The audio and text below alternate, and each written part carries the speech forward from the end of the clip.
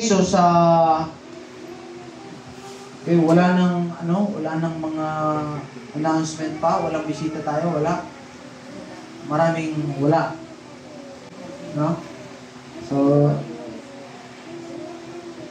muli, tumayo tayo mga kapatid. Salamat sa Diyos, sa provision ng Lord. Meron na po tayong mga gamit para sa ating pong church. Sa ating po gadget. At paano mga kapatid. Napagsasagaan mga kapatid ang ating po gadget para sa ating po gawain mga kapatid. So salamat sa Lord sa kanyang provision. Tunay nga na ang Diyos ay hindi po magkukulang sa atin. Amen. Inisip mo, Lord, sabi ko, saan ba ako nito? Paano ito nangyari? Okay. Diba? Ano to, Jill? Sabi, anong trabaho mo, Pastor? Sabi ko, Lord lang. Pumokus ako sa aking employer. Alam mo pinaka-the best na amo ng Diyos. Ang pinaka-the best na amo ng Diyos. Sa trabaho mo, patatanggalin ka eh. Sa trabaho mo, paglilitan ka. Sa trabaho mo, mapapagod ka. Kabantayan na lang. Pero kapag kasinod ng Stay. employer. Okay na yun. Stay. Amen. And He will provide, He will bless, He will protect, He loves you. That's the thing. So, you have your Bible, please. Open your Bible with me. Lahat ng Bible. Sino yung, sana mag-goal tayo mga kapatid? Na this year, may Bible kayo. Kahit yung hard copy.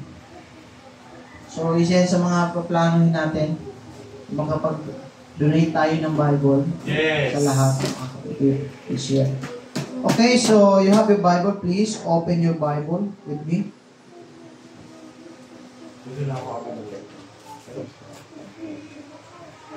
Okay. In the book of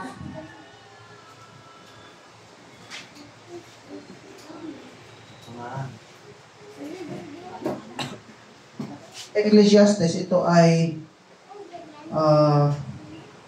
familiar verse sa atin. Ecclesiastes chapter 3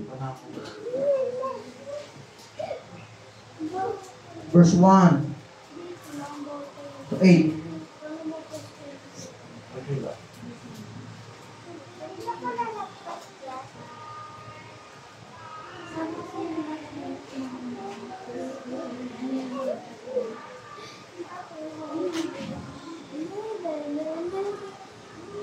Let's read.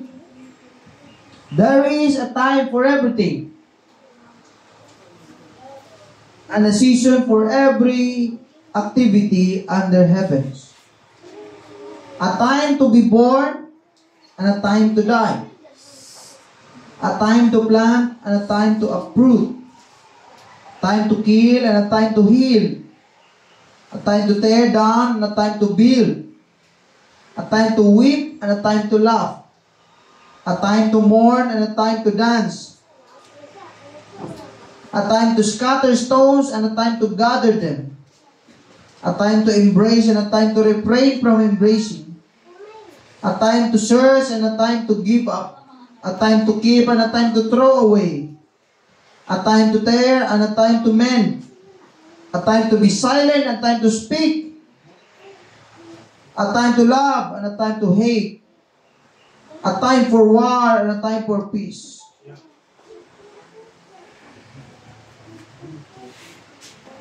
What do workers gain from their toil? I have seen the burden God has laid on human race. Ito, 11. He has made everything beautiful in its time. He has also set eternity in the human heart. Yet no one can fathom what God has done from the beginning to end. Okay? Nais ko magturo ngayong umaga sa inyong lahat sa isang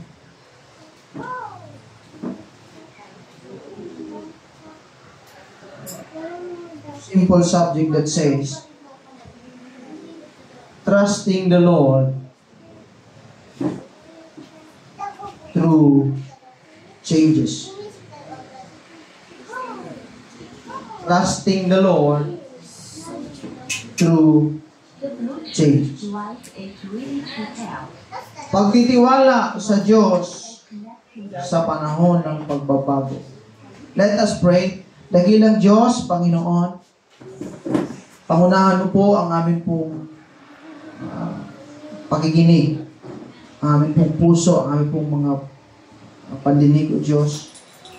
Ikaw po ang magsalita at maunawaan, marinig ng bawat isa sa dakong ito. Wala nga kaming magagawa kung wala ka, O Diyos. Ikaw ang sentro po ng gawain ito at ng mensaheng ito, Panginoon. Let your word speak to us today. Anoint your servant na gagamitin mo, Panginoon, at ang aming mga kapatid. Patuloy mo, God, ibigay sa kanila ang understanding, Lord. Ang patuloy na pagkilala sa iyong kapangyarihan ng iyong mga salita, O Diyos. Salamat po sa kabutihan mo. Bless mo kami, prepare mo ang aming puso, ihanda mo kami at selyuhan mo ang iyong mga salita. In Jesus' name I pray. All God's people say, Amen. Palakpakan natin ang Panginoon ng malakas na palakpak sa Panginoon. Hallelujah.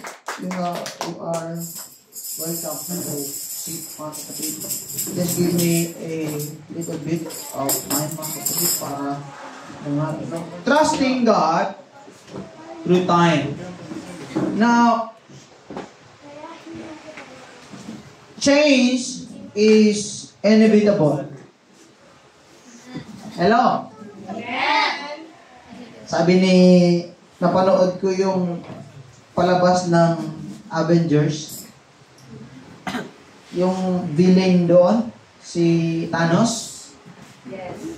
Nung i-snap na niya yung kanyang daliri, sabi niya, I am inevitable. Kaya lang, kinuha sa kanya yung gauntlet. Stone. Mayroong time stone, di ba? Mayroong power, mayroong soul, ano pa? Mind. Diba? Yung lima na yun, yung consciousness, mga kapatid, ng tao. So, sabi niya, I am inevitable. Now, in life, we have to acknowledge that change is inevitable. Hindi po maiiwasan. Amen? Habang mayroong time, mayroong change, mga kapatid. And my focus today is for us to realize and to know how to trust the Lord in times of change, mga kapatid. Amen. Sabi ng Biblia na lahat ng bagay ay may kapanahunan. Amen. Amen. Yes. Now, sa buhay natin, mayroong mga panahon, nagkakaiba-ibang panahon, what we call it, the season of life. Now, we have to learn, we have to know how to trust the Lord through every season, through our lives seasons, mga kapatid. We have to understand that while we live, there is change. Right. Yung buhay mo, kapalit niyan ang time na binigay ng Diyos sa atin, mga kapatid. Hallelujah! Now, there is a different kind of changes in this life that we have, mga kapatid. Mayroong personal, mayroong spiritual, o sabihin natin mga iba-ibang changes sa ating pong environment. Di ba? Nung tumawid ka sa... Pumunta ako sa Mindanao, mga kapatid. Ang river, ang ilog na dati namin nililiguan, ang lapad niya, ang laki niya, alam mo kasi lagi ako naliligo doon eh. However, through times, Brother Joey, through times, nag-iiba ang kanyang anyo. Nag-iiba ang size niya. Kung makikinig ka. Pagbalik doon, sabi ko, ano nangyari? Parang, ang laki na. So even the environment or yung mga ginagalawan natin, nag-i-evolve, nagbabago, mga kapatid. At even sa personal life, there is change, mga kapatid. That is inevitable sa atin pong mga buhay. Now, if you focus or if you think about the spiritual life or sabihin natin pagdating sa biblical, mga example, si Abraham, mga kapatid, Joseph, mga kapatid, they experience changes in their life. Kung titingnan mo sa buhay ni Abraham, siya ay namumuhay sa isang lugar ng mga taong sumasamba sa Diyosan. At pinaalis siya ng Panginoon doon sa lugar na yon para sumamba sa Diyos at maging ama siya ng maraming bansa. So, as a person na siya ay strange sa ibang kultura, ibang tradisyon, kailangan matuto siyang embrace ang change sa kanyang buhay. Kumbaga, yung dati mong comfort, yung dati mong kinasanayan na o kinaugalian na buhay, magbabago at magbabago yan, mga kapatid, and you have to accept it and you have to embrace it because yan ay parte ng buhay na kailangan nating tanggapin. So change is consistent. Change is inevitable. Kaya lang, paano ang mga tao nag-struggle sa change na nangyari sa buhay nila because they don't adapt and they don't have knowledge how to deal with changes sa buhay ng bawat isa, mga kapatid. Kaya ang Diyos, mga kapatid, parang kagaya ni Abraham tayo. Si Abraham, namumuhay siya nang wala siyang relasyon noon sa Panginoon. Namumuhay siya ng iba ang kanyang sinasamba. Ang kanyang mga magulang ay iba ang sinasamba. Ang kanilang buhay ay iba sa buhay na nais ng Diyos o kalooban ng Diyos. Kaya lang tinawag ng Diyos si Abraham para sumamba sa isang tunay na Diyos at si Abraham inaccept yung kanyang buhay, yung pagbabago sa kanyang kultura, pagbabago sa kanyang tradisyon, pagbabago sa kanyang nakaugalian. At namuhay siya ng sumasamba na totoo sa ating pong Panginoon. Amen. So sa buhay natin, ganun din. Tinawag ka ng Diyos mula sa buhay na alam mong papunta sa hindi maganda. Tinawag ka ng Diyos mula doon sa buhay na sumasamba ka sa iba't ibang Diyos. Sumasamba ka, pinahalagaan mo yung mga bagay ng higit sa Diyos. At yung atmosphere na yan po yung naging tradisyon natin, nakasanayan natin, na somehow, may mga panahong ayaw mo sanang bitawan. Diba? Kaya nga maraming magsasabi, ako po ay sarado, kandado, may padlock at may password pa, hindi talaga ako lilipat ng Leo. Diba? Ako po ay deboto, ako po ay sarado, kandado. May password. Diba? Naka-QR code pa para mabuksan lang. Because that was the tradition, culture, or nakaugalian natin, nakasanayan natin. However, hindi natin alam kung bakit tayo nandyan. What is the right and true reason bakit ka nandyan?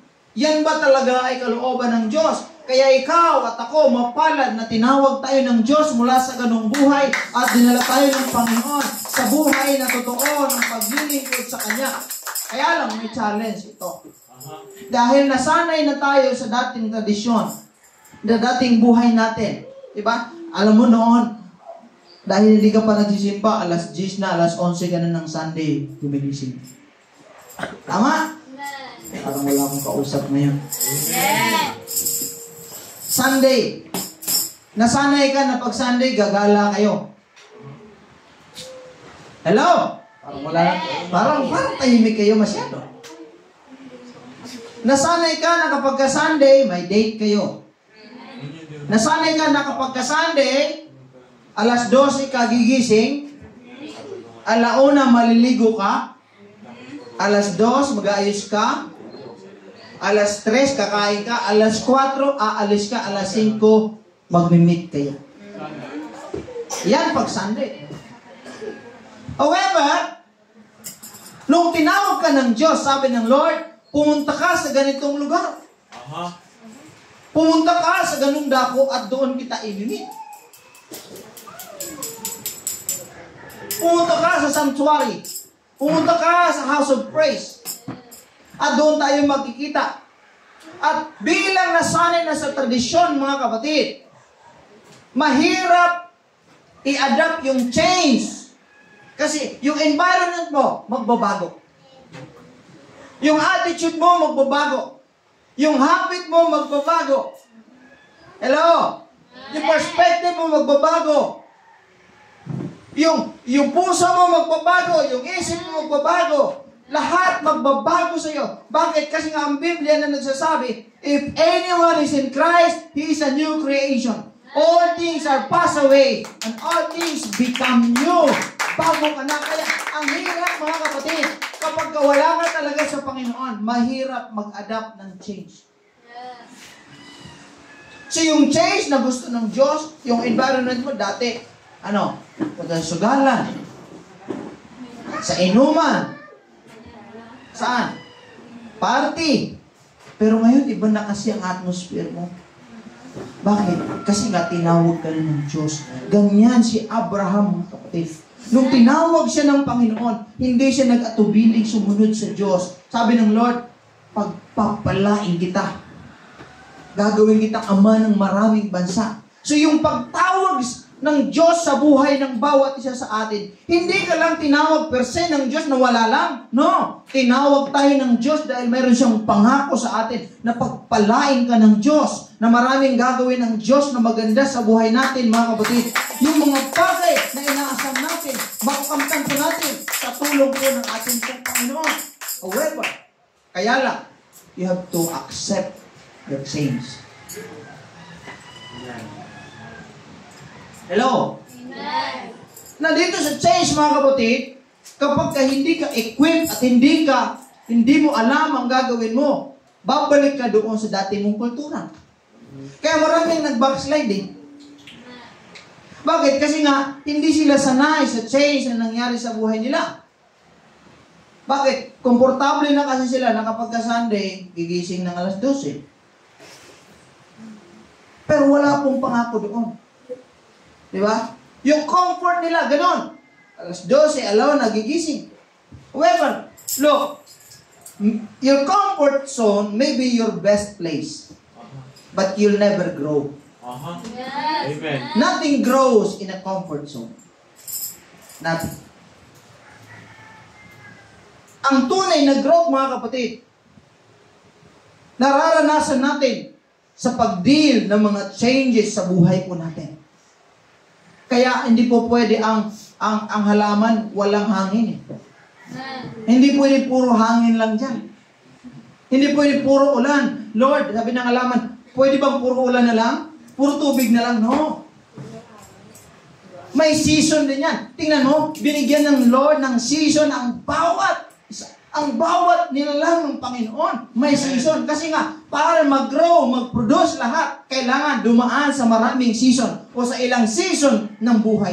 Ikaw at ako kailangan dumaan sa season of life for you to grow. Kaya kailangan mo i-accept, i-adapt ang changes, and you have to learn to trust the Lord in times of change sa buhay mo.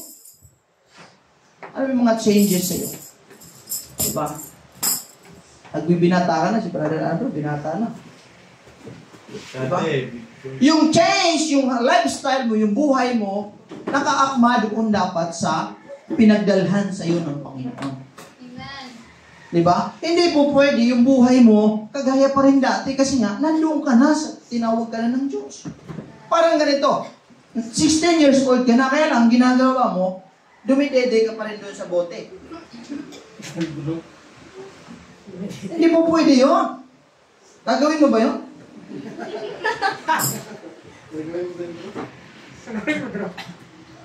Hello? 20 years old ka na, nagja-Jackson ka pa rin. Chinese garter ka. Pangbata lang yun. Anong tawag sa'yo, mga kapatid? 30 years old ka na, tapos nakipaglaro ka sa mga tao, yung luto-lutuan sa bahay. Tapos, nagtatawag tayo, di ba? May mama at papa. 40 years old ka na, ganun. Hindi po pwede.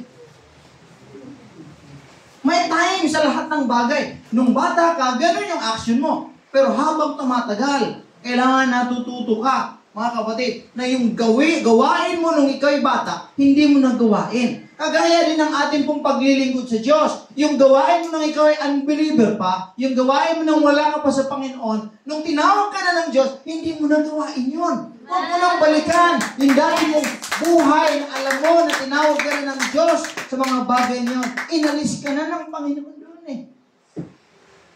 Hello? Amen. Kaya yung mga taong gano'n, hindi talaga mag-grow. Anong tao yan sa atin? Tao natin, bonjing. Di ba? Si Abraham, gano'n mga kapatid. Ang buhay ni Abraham, namuhay siya ayon. Sang-ayon doon sa pagbabago na nangyari sa buhay niya.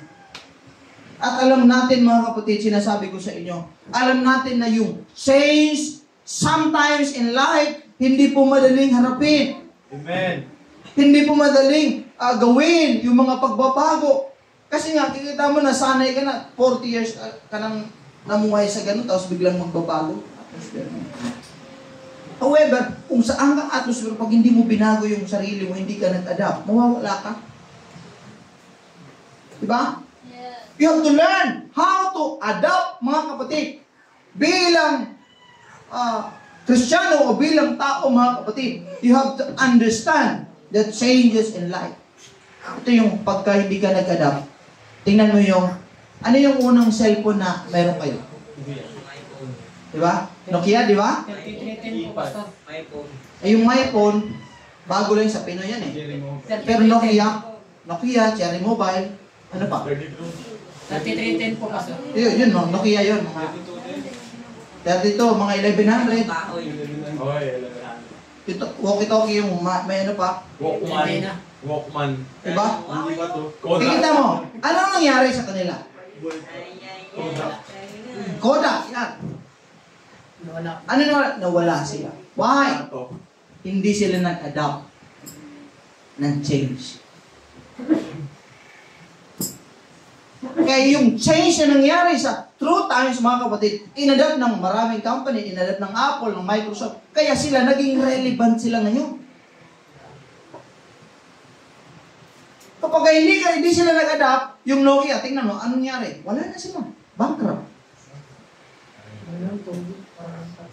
Ganon katindi ang change sa buhay. You have to continue learning.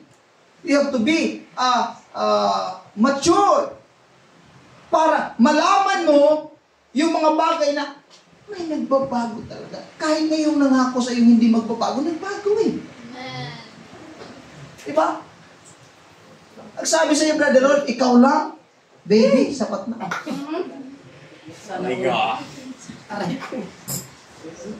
Wala na akong iba. Ikaw lang talaga. Nung pasukan, first day, kinumusta mo? Kumusta ang araw mo? Baby. Bigla nagsabi, tapusin na natin to.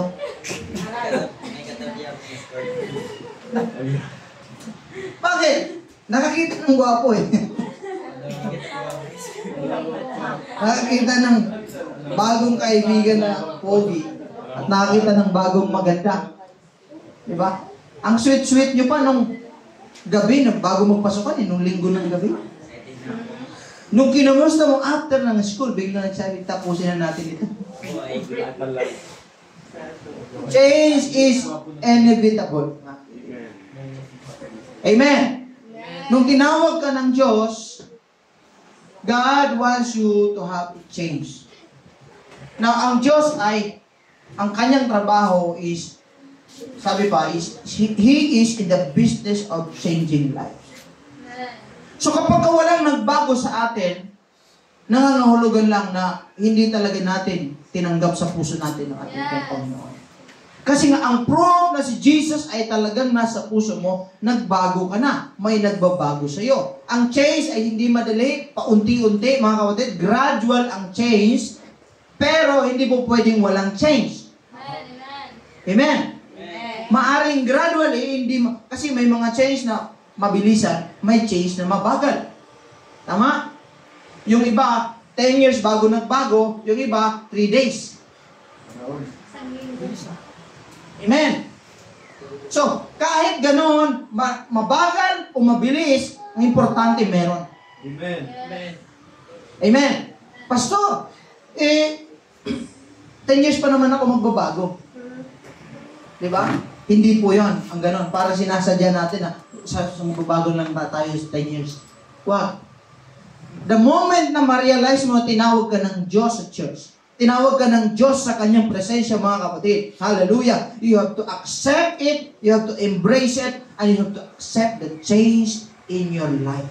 Amen. Na ito, habang nag-journey ka, papunta sa pangako ng Diyos, kagaya ni Abraham, pinangakuan siya ng Panginoon ng lupain. Pinangakuan siya na magkakaanak siya. Pinangakuan siya na maging ama siya ng maraming bansa. Pinangakuan siya na payayamanin siya ng Panginoon. Pero ang journey ni Abraham, hindi po naging madali. Ano yung tumutulong kay Abraham? Ano yung naging dahilan para maging successful si Abraham, mga kapatid? To obey the Lord. He obeyed God, he listened to God, and he trusted the Lord. Ang susi papunta sa pangako ng Diyos, kahit mayroong mga pagbabago na mangyari sa buhay natin, mga kapatid, is ang tiwala natin sa Diyos.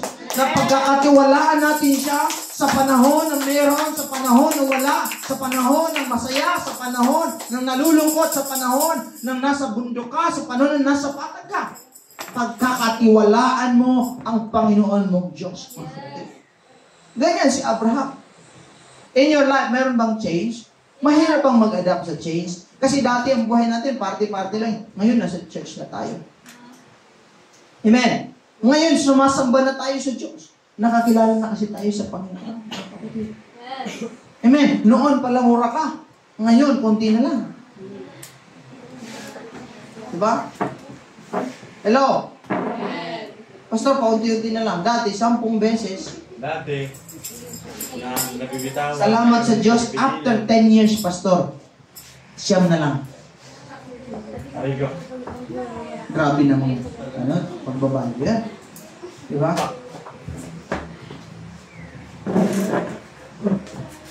Kailangan may magbago. Kasi nga, yung buhay mo noon, hindi mo na pwede buhay mo noon. Amen? Yung ginagawa natin na hindi kalooban ng Diyos, hindi po pwedeng ginagawa pa rin natin habang nasa Panginoon na tayo. Hindi po pwede. Mapag-iwanan po tayo, mga kapatid. Hallelujah. We need to accept the change and we have to trust God. Hallelujah. Sa change na nangyari sa atin pong mga buhay. Now, we have to understand that everything na gusto ng Diyos sa buhay natin, He is faithful. He is sovereign over time, mga kapatid. He controls every time and He controls every season. Ano yung mga season mo? Ngayon, you are in the season of waiting. Okay? Lahat nga nang nag-wait, pumalakpak sa Panginoon. Para yung nagawaan mo, ayaw na mag-wait. If you are in a season of waiting, you have to adapt, you have to learn. Ano yung gagawin ko while waiting? Ano yung ginagawa ng isang tao habang nag-wait? Kung wala kang ginagawa, maboboard ka. Maiinit ka. Dapat may ginagawa ka habang nag-wait. And I suggest, worship God while you are waiting. Worship Him while you are waiting, mga kapatid. Yung season na pinadaan ka ng Panginoon, kontrolado niya yan. Yung time kung saan ka nilagay ng Panginoon, kontrolado niya. He is still in control of everything, mga kapatid. And in the midst of everything, perfect ang plano ng Diyos para sa atin. That's why we need to trust Him. We have to believe na kailangan na dapat, mga kapatid, tayo ay nasa presensya ng Diyos. We need to believe na ang Diyos ay tapat sa kanyang mga pangako, mga kapatid. In the midst of changes, hallelujah, God's plan and God's purpose prevails sa buhay po natin, mga kapatid. Palakpakan natin ang ating pong Panginoon. Hallelujah. How do we respond to changes and seasons of life, mga kapatid? We have to trust God. Trust His sovereignty, ang kanyang kapangyarihan, at maniwala tayo na ang Diyos ay mabuti, mga kapatid. Yes. We have to seek His wisdom. We have to seek the guidance of God, mga kapatid, and accept or embrace that every change is an opportunity for your growth. Bawat pagbabago na binigay ng Diyos sa iyo, nire-require ng Diyos sa buhay mo, is your opportunity to praise Him. Is your opportunity to grow, mga kapatid. Kaya lahat ng pinagbibigay ng Panginoon sa atin, hindi yan para i-pin down ka. Hindi yan para itulak ka sa bangin. Hindi yan para patayin ka. No. It's an opportunity to grow. Amen. Amen. Palakpakan natin ang ating pong Panginoon. Hallelujah, hallelujah. That's why, kagaya ni Joseph.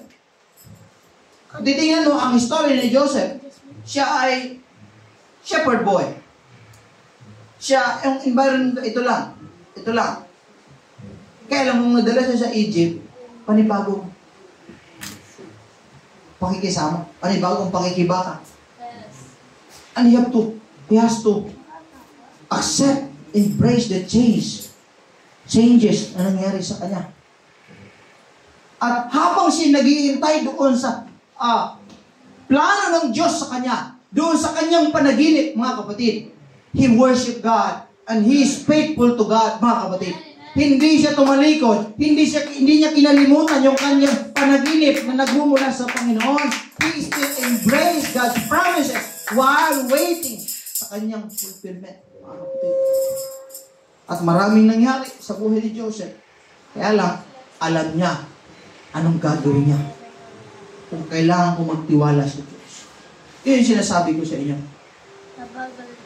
Ang sitwasyon mo ngayon, yung kondisyon mo, kalagayan mo ngayon, financially, emotionally, intellectually, sabihin natin. Sa family mo, hindi talaga yan it will never cancel the destiny and the promise of God. Hindi talaga. Basta, tumiwala ka sa Diyos. Just keep holding on to the promises of God, mga kapatid. Don't neglect God's word and don't neglect God's plan in your life, mga kapatid. Just continue believing. Just trust the Lord, mga kapatid, in everything na kanyang pinaplano sa buhay natin. Sa ministry, ito ay parang, hindi nga pastor, na-discourage ako, konti lang yung huwag kang ma-discourage. Kasi nga, yung high and low, parte ng plano ng Diyos. Amen. Parte ng proseso, mga kapatid. Hindi mo pwedeng nandun ka lagi sa high, hindi mo pwedeng lagi ka nasa low. Pagka may blessing ka lang ba, magpupuri ka sa Diyos? Pagka mayroon ka lang ba, masaya sa Panginoon? No. In everything that is happening to you, anuman, nandun ka sa hills, o nandun ka sa valley. Nandun ka sa storms, o nandun ka sa kasiyahan. No. Kailangan manatili ang ating pong worship sa Panginoon. Amen. Kailangan manatili po ang ating pong paglilingkod sa Panginoon. Ang katapatan po natin sa Panginoon. Hallelujah! You have to trust the Lord. You have to seek God through your season of life. Mga kapatid. So ngayon, umaga, bilang mga Christian, bilang mga anak ng Panginoon, I want you to embrace change with faith. Yakapin mo yung pagbabago ng Diyos na binigay sa iyo ng may pananampalataya. I know na maaaring yung mga changes hindi madali sa iyo. Di ba? Kasi nga, nagpapaalala lagi yung comfort zone mo. Hindi madali. Akala mo mag-ministry ka? Di ba? Ako nga minsan, gusto ko pong matulog eh. Kaya lang, sabi ni Joey, ikaw ang pastor. Bigyan mo ako ng rason bakit ako pupunta sa church. Hello, ikaw ang pastor. Di ba? So you have to embrace it. Because that's the calling of God. At doon sa, hindi ka talaga lalago doon sa ano mo, niyayakap. Ito, siguraduhin mo lang na yung niyayakap mo ngayon, magpapalago sila. Okay? Parang wala akong kausap. Amen. Siguraduhin mo na yung niyayakap mo, magpapalago sa'yo. Hindi magpapalabo sa'yo. Or hindi magpapalayo sa'yo. Magpapalago, hindi magpapalabo, at hindi magpapalayo.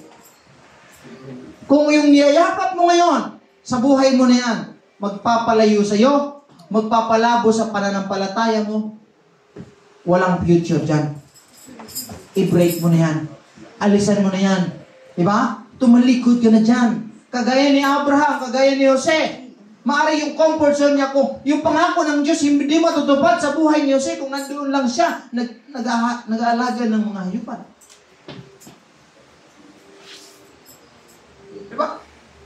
Kita mo sabi ni Jose, na naginip ako na yung mga bituin lumuluhod sa akin. Sabi naman itong mga kapatid, ang ibig mo ba sabihin, kami luluhod kami sa iyo? Aba, tingnan natin. Sino ka para luhuran namin? Anong ginawa? Binenta siya. Pero yung evil move ng mga kaaway, ginagawa ng Diyos na mabuti para sa atin. Amen. Amen? Posible na yung mga masasamang nangyari sa iyo, hindi mo nagustuhan, mga aksidente, mga persecution, hindi magandang attitude towards you, ginamit yun ng Diyos para mas lalo mo siyang makilala. Ginamit yun ng Diyos para dalhin ka sa lugar na ito at purihin mo siya at bigyan ka niya ng buhay na ninanais natin. Amen? Ganyan si Joseph, mga kapatid. Si Esther, ganyan din. Si Esther, he is Israelite, she is Israelite. Kaya lang, nandoon siya sa lugar ng hindi Israelita. Kaya ang pakikitungo sa kanila, iba, mga kapatid. Pero dahil naging tapat siya sa Panginoon, nagtiwala siya sa Diyos. Kagaya ni Joseph, nandoon siya sa ibang lugar, nandoon sa ibang bansa, pinersecute, inalipin. Pero ang ginawa niya, nagtiwala siya sa Diyos. Hallelujah! Through the seasons of their lives, mga kapatid. Ganun din si Abraham, nagtiwala sa Diyos. Through the seasons of their life, mga kapatid. Your season may shift, your season may change, but never lose your trust on the Lord. But never lose your trust on God, mga kapatid. Never lose your faith on God. Your season must change, mga kapatid. Pero huwag mong alisin yung tiwala mo sa Panginoon. Just embrace the changes in your life with faith. Amen. Pastor, hindi ko man makikita. Hindi ko man nakita ngayon yung plano ng Diyos. Pero niyayakap ko ang binigay sa akin ng Diyos. And I trust the Lord. Mahirap man, mga kapatid. Ang pagpapastor, hindi madali, mga kapatid. Diba? Ang ginagawa natin, hindi madali. Pero this is what God wants you to do. And God wants to bless you. Sabi ng Lord, pagpapalain kita. Sabi ng Diyos, hallelujah, luluhod sa iyo ang mga bituin. Hallelujah, you will be a ruler, you will be head, not the tail. Yan yung pangako ng Panginoon, mga kapatid. Amen. So saan tayo pupunta? Pumunta tayo sa pangako ng Diyos. Embrace changes in your life. Huwag ka nang bumalik doon sa buhay mo na dati na wala nang naitulong sa iyo. Yung nagpapasakit lang sa iyo, mga kapatid. Huwag mo nang balikan. Sino dito yung gusto bumalik siya mga nagpapasakit sa kanila? Di ba? Di ba natural sa atin kapag nakita natin yung nanakit sa atin, parang gusto natin, di ba? Lord, kung hindi lang talaga kay Lord. Salamat ka. Di ba? Napatawad ko na siya, Pastor, pero huwag na siya magkakamali. Oh, okay na. Pinatawad na kita. Walang kita makita sa ano, ha?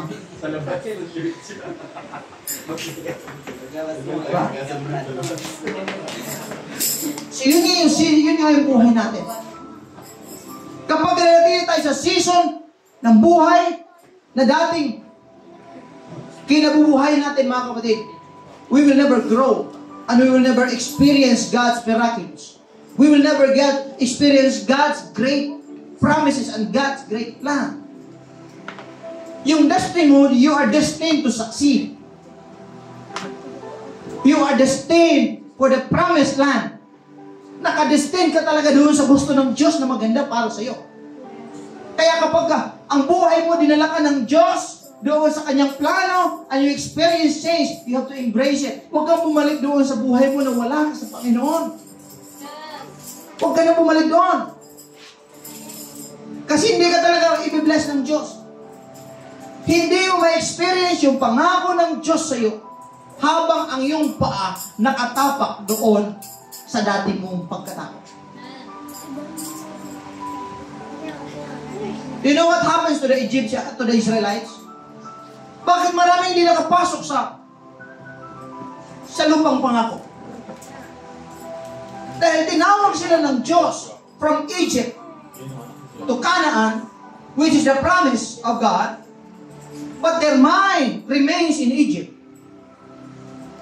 Their habit remains in Egypt. Reklamador pa rin sila. Ang kanilang reklamo noon, Lord, sana pagpadala ang Diyos ng magliligtas sa atin mula sa pagkalipid. Ngayon, nang nagpadala ang Diyos mula sa pagkalipid, iba na naman. Ibalik mo na lang kami. Buti pa doon, buti pa doon. Buti pa noon, nakapag-party ako. Buti pa noon, alas 12 pa lang ako. Alas 12 ako ng madaling araw. Gising pa, alas 12, tulog. Alas 12 tanghali.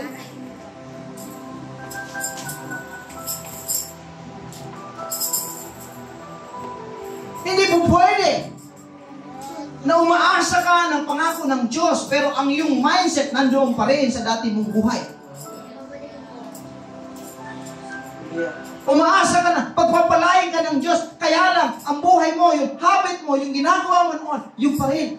No, no, no. There is a distance between the promised land and Egypt. Hindi pwedeng naninirahan ka sa dalawa. Kaya si Lord, transfer ka ni Lord mula sa Egypt hanggang sa kanyang pangako. Kaya lang sabi ni Lord, your mind, your heart must leave Egypt. Must leave your old life.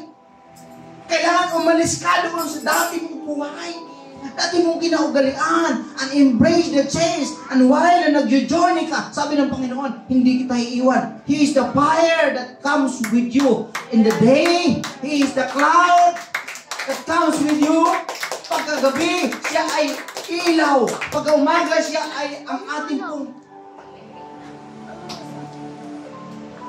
ng Diyos. And you have to trust Him.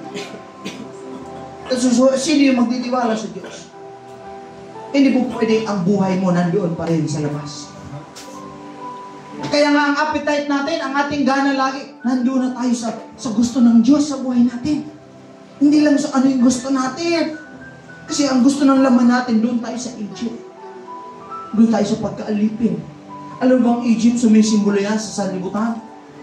Dati inalipin tayo ng mundo at gusto natin kumawala. Maraming mga kabataan dyan, maraming pamilya nagsasabi, sana ang Diyos magpadala ng tagapagligtas. Sana ang Diyos magpadala ng man of God, magpadala ang Diyos ng kanyang disipulo para magbigay ng pag-asa, magbigay ng inspirasyon sa amin, magkaroon kami man ng magandang pananaw sa buhay.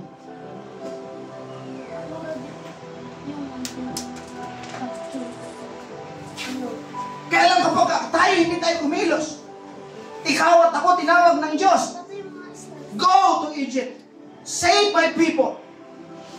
Amen. Ang sabi mo, Lord, tinatamad ako? Ikaw na disciple? Ikaw na anak ng Diyos? Lord, hindi kasi nahihiya kasi ako. Ganon si Moises eh. Ang dami niyang excuses para di siya makaparoon sa Egypt. Pero tingnan mo, ang bayan ng Diyos doon sa Egypt. What I mean, marami ang anak ng Diyos sa labas na naghahangad, Lord, send me someone that will save me from this situation. Send me somebody that will save me, save my family. Send me somebody. Maaring ikaw ang tawagin ng Diyos para sa kanila to save them, for them to worship God in the wilderness, for them to worship God, and ma-experience din nila yung pangako ng Diyos. Don't make excuses. Amen. Don't make excuses. Hindi ko kasi kaya. Lord, busy kasi ako. Lord, eto kasi. Ganyan si Moises. Pero tingnan mo, walang nangyayari kapag puro tayo excuses sa buhay natin. Walang nangyayari kapag marami tayong dahilan para hindi gawin yung gusto ng Diyos sa buhay natin. Lord, puyat kasi ako. Lord, pagod kasi ako. Lord, ito kasi. Sabi ni Lord, ako ang nagpadala sa iyo. Sasamahan kita. You embrace the change. Obey the Lord with all your heart. Trust in the Lord with all your heart. And never look back. Kaya ang sabi sa Exodus, yung Genesis, binasa natin mga kapatid, sabi niya, kapag ikaw ay nagpatuloy, naging tapat, sumunod sa Diyos, hindi ka lumingon sa kanan o sa kaliwa, ibibigay ko sa iyo yung pagpapala na ito. Maraming mga Kristiyano ngayon, habang sila nagjo-journey papunta sa pangako ng Diyos, lingon na lingon sila sa kaliwa at sa kanan. Because nakikita nila yung dating buhay nila. Nakikita nila yung comfort nila. Nakikita nila yung vision. Nakikita nila ang mundo, mga kapatid. Pero yun yung mga bagay na dating pinag-pray nila, Lord, alisin mo ako dito. Hindi ka po pwedeng manatili sa Egypt. No. Don't stay in Egypt. Kailangan, you have to journey. You have to walk. You have to follow God papunta sa kanyang pangako. At ang susi, trust in Him. Dadaan tayo sa bundok, dadaan tayo sa mga batuhan, dadaan tayo sa mga tinig, dadaan tayo. Pero you have to trust the Lord na may magandang plano ang Diyos. Those are the one that produces money and milk. Huwag kang masyadong, hallelujah, ang buhay ko nandoon. Huwag ka nang bumalik sa dati mong buhay. Doon tayo, nakadestin tayo doon sa pangako ng Diyos na maganda. If only the Israelites obeyed God, makakapasok sila. Pero tandaan mo, ang ganda ng plano ng Diyos. Imagine this. Ang ganda ng plano ng Diyos. Kaya lang ang isip mo, ang puso mo. Sa iba.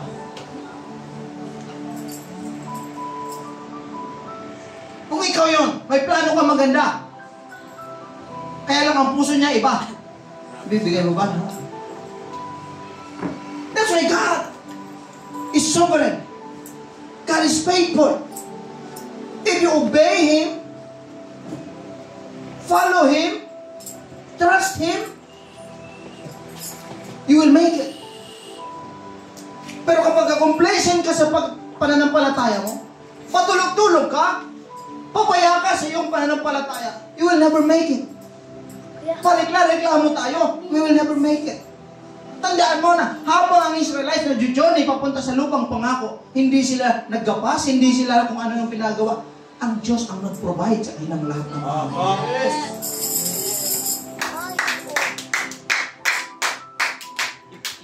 Kasi walang reason para sabihin na, wala pa, pinababayaan ako ng Diyos. No. Dadaan ka man sa changes. Akalain mo noon, ikaw, ito ka lang. Naalala ko si Brother Joey. Kung nasa probinsya yan, kung ano yung pinagagawa niya. Pagdating yan dito, gabi, umiiyak yan. Kasi nga, hindi siya makagala eh. Yung dating ginagawa niya doon, feeling niya, yun yung kasiyahan niya, hindi niya na magawa dito. Dito kasi gawain lagi. Doon hindi siya ma-attend. Attend siya pero lalabas, attend. Wala lang sa kanya yun. At sinabi niya sa akin yun. nag-struggle, hirap talaga yan. Kasi nga, akalain mo ilang taong ka na buhay sa ganung buhay. Ganung kaugalian, ganung tradisyon. Hindi talaga mahirap, hindi talaga madali. However, you need to embrace it. And when you realize na yun, ikaw ay tinawag ng Diyos, inalis ka doon, papunta dito sa kanyang pangako. Amen. And you begin to journey. Tingnan mo ngayon, mga kapatid, nag-desire, sabi niya, gusto kong magtinda, gusto kong mag-business. At kung doon, wala yan, mga kapatid. Baka kung saan-saan lang yan. Ngayon, ito, nagsisikap ka, nag-grind. Picture siya, naglalatag ako ngayon ng ng damit, nag-ano ako. And then, uuwi siyang pagod, uuwi siyang panibagong bakit? Kasi nga, there is something that God put in your heart. May plano kasi ang Diyos. You have to embrace it. And hindi pwede yung buhay mo noon. Nandun ka pa. Kaya na yung buhay mo dito mo.